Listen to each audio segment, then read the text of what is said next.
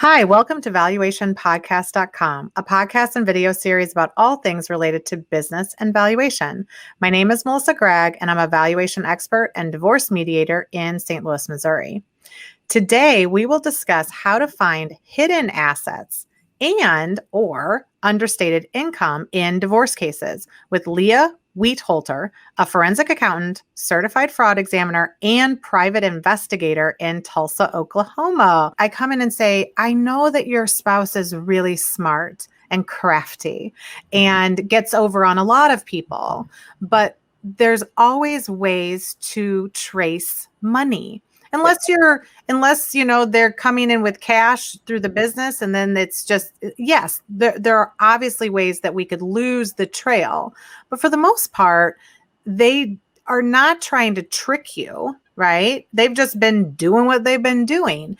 But in those types of situations, I think that sometimes people want, they're like, well, I really need to investigate. Like, I don't know what they're doing. Maybe they're spending money on another person, but in this context, why would somebody really need to come in and hire you as a private investigator if they were getting divorced? Or is that just kind of one area that supports the whole picture?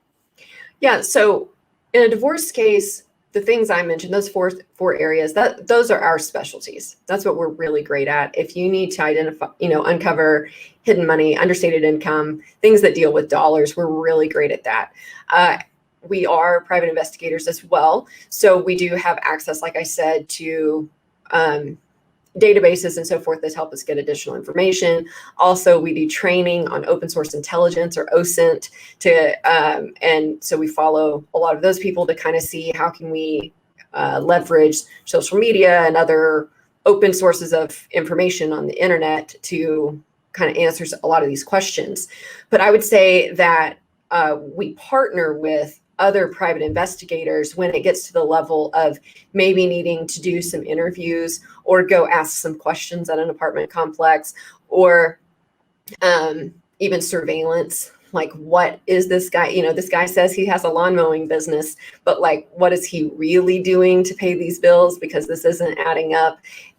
So that's where a lot of times we'll use the resources of a private investigator. And I think that's just, what traditionally people think of, like a stakeout, and we're going to have a private investigator, we're going to find out. But the reality is we get a lot of information from actual documents, actual statements, and we're looking not necessarily what somebody tells us, but what we can see.